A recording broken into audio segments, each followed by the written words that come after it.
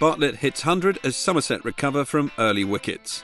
After last season's dominance, Surrey have struggled this season with 3 draws followed by last week's loss to Warwickshire, meaning the champions are still searching for their first win.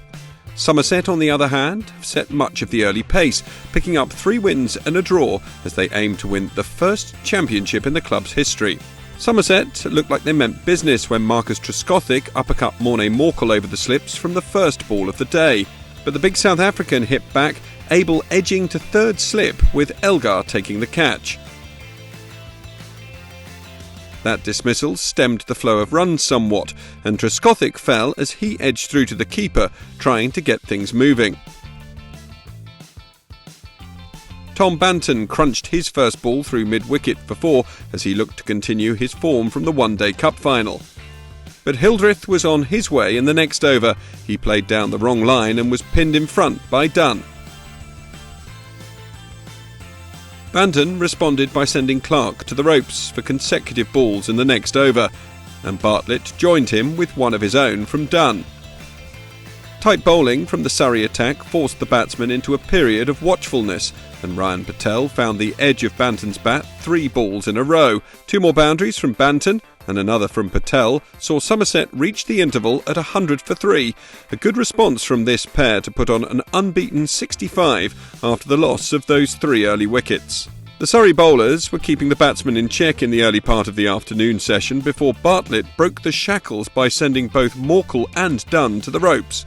Dunn accounted for Banton in his next over though, as some extra bounce saw him taken by Jacks in the gully. Bartlett remained to crack Clarke through the covers and bring up his 50. Bartlett and Davis consolidating for a period before looking to accelerate towards the end of the session with a succession of boundaries. A maximum and a 4 2 balls later from Bartlett off Batty brought Somerset up to 200. Before boundaries from successive Clarke overs took Bartlett to a superb century in the over before tea as Somerset reached the interval on 214 for 4. Davis scored 2 early boundaries after the tea break, but he was soon on his way, bowled by Dunn for 41. Craig Overton announced himself by clattering Batty for a maximum, and Bartlett sent Dunn to the rope from consecutive balls. And both batsmen were able to find the boundary regularly in the final session as Somerset moved beyond 300. But Bartlett fell that same over as he feathered behind off Morkel. Jamie Overton came out to join his twin and clattered Dunn to the rope twice in his first 5 balls. But Craig had to go soon afterwards as he dragged Clarke onto his stumps to bring his enterprising 40 from 50 balls to an end. Groenewold soon joined him back in the hutch as he edged Morkel behind to Folkes 5 balls later, before Clarke made it 3 Surrey strikes in as many overs as Jamie Overton lost his off stump. Jack Brooks came out and swiped Morkel to the boundary twice before edging the final delivery of the over behind to bring the innings to an end on 344. That left Surrey 2 overs to face before the close, which they managed successfully without loss as they played out 12 dot balls. They'll begin their innings in earnest on day 2. Somerset chip away at the champions in Guildford. Surrey would begin their reply in earnest as they closed without scoring after 2 overs of play late on day 1. Surrey made a positive start as Stoneman cleared the rope in the opening over, and he continued in the same fashion with 2 4s in an over off Jack Brooks. He found the rope again in the bowler's next over, but Brooks had the last laugh as he clean bowled him for 21 just 2 balls later. Burns and Borthwick attempted to consolidate, but Burns was soon on his way as well as Craig Overton lured him into driving away from his body, Trescothick taking the catch. The champions were soon in real trouble as Jamie Overton replaced his brother and struck with the first ball of the match to beat Elgar and pin him LBW. Folkes tried to rebuild in partnership with Borthwick, picking up 3 early boundaries as they steadied the ship, and he looked to be settling well as he sent Abel to the rope from consecutive balls. 2 more 4s came up off Leach before a dab to the boundary off Craig Overton from the final ball of the session brought up the Surrey 100 and moved Folkes to within 1 of an enterprising 50. Folkes did move to his 50 early in the afternoon session, but fell soon afterwards as he threw his bat at a wide one from Jamie Overton and edged to the keeper. Unfortunately, the players were taken off for bad light soon afterwards, before the rain duly arrived and no more play was possible before tea. Play was eventually able to resume halfway through the evening session with 18 overs of the day's play left, and Ryan Patel looked to be making up for lost time as he sent Jamie Overton to the ropes 3 times in an over. But only 4 runs came up for the following 4 overs, and that pressure told as Borthwick edged Craig Overton behind to Davis. Patel and Jacks had to dig in difficult conditions late in the day, but both picked up boundaries off a Groenewald over before a square drive brought Jacks 4 more off Craig Overton. Somerset pressed for another breakthrough in the final overs of the day, but the Surrey pair held on, with Jacks finding the boundary off the final over from Leach as Surrey reached stumps on 188 for 5. That's 156 behind, and they'll hope to reduce that deficit as much as possible on day 3.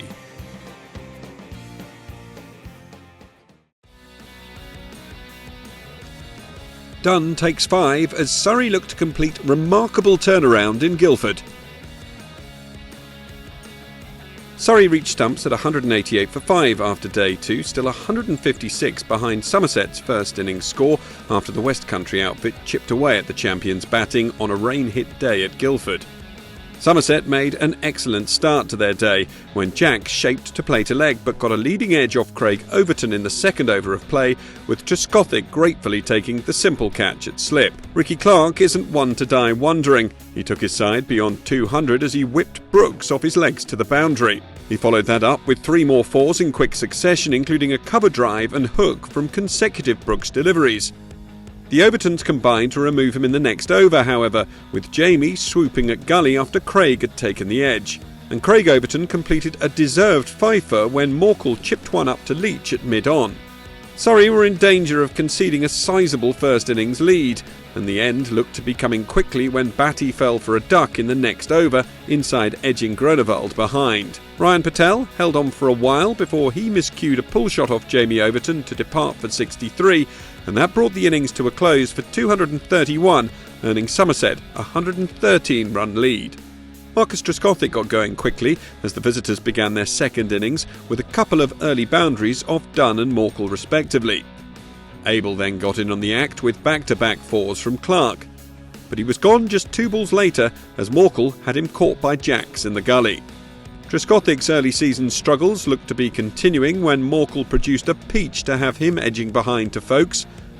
Hildreth and Banton counter-attacked with a succession of boundaries, but the ball after clattering Dunn for 4, Banton was gone LBW as he played across the line.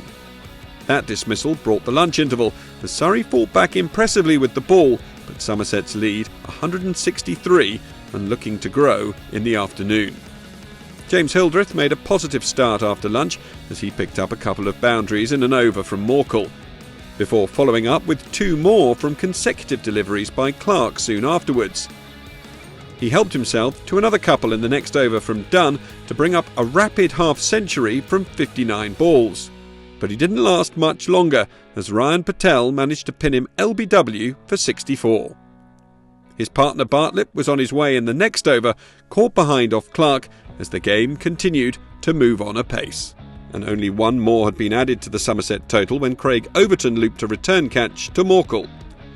Davis held firm and scored 4s from consecutive overs before Dunn removed Jamie Overton to give Folkes his 7th catch of the game as Somerset's innings unravelled.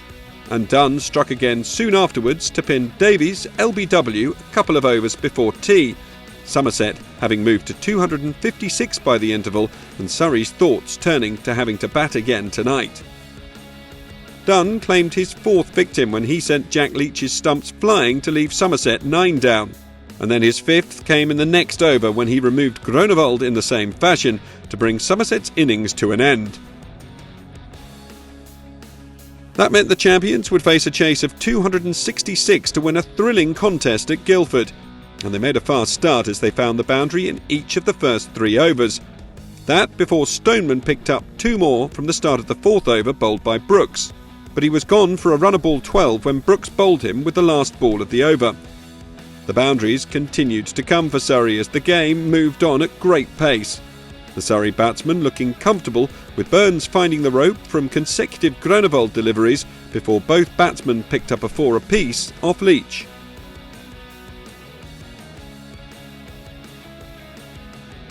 Leach was proving expensive when Burns clattered him for a maximum to move to 47. But the England opener was soon gone on the brink of his 50, caught by Hildreth in the slips off the bowling of Brooks. Night watchman Batty dug in partnership with Borthwick to see their side to the close. They reached that without alarm at 99 for 2. That means they'll need a further 168 on the final day, with 8 wickets remaining. Somerset produced stunning bowling performance to wrap up win by lunch at Guildford. Surrey bowled out Somerset in less than 50 overs to begin a remarkable turnaround on day 3, and in reaching 99 for 2 in their final innings chase of 267, had given themselves a chance of a stunning victory. But Somerset was still feeling confident that they had enough runs on the board. The night watchman Gareth Batty was playing his role to perfection. Having survived last night, he got things going early in the morning with an edge for 4 before following up with a more orthodox stroke for another off Overton. But he didn't last much longer. He got a pull shot all wrong, losing his off stump to Jack Brooks. Brooks struck again 2 balls later when Elgar dragged a full toss onto his stumps for a duck. And suddenly Somerset were the favourites to win. They confirmed it when Brooks completed his fifer with the first delivery of his next over to remove Folkes, with Trescothick taking a lovely catch. Borthwick had stood firm whilst the chaos reigned at the other end, but he too was on his way when Groenewald produced a perfect in-swinging Yorker with the first ball of his spell. And the hosts were in disarray when Groenewald got another in his next over, Jacks falling LBW to one that may have kept a little low. Patel and Clark responded with a series of boundaries, but Clark couldn't resist going after a wide one from Groenewald and only succeeded in edging behind to Davis. Patel clattered Craig Overton for a maximum from the first ball of the next over, but Overton had the last laugh as Patel sliced to his brother Jamie in the gully just 4 balls later. The writing was on the wall for Surrey, and it was all over in Overton's next over when he had Morkel caught at mid-off, giving Somerset a stunning victory by 102 runs. Somerset claimed 22 points to move back to the top of the table, whilst Surrey take 4 and must continue their search for a first win of the season.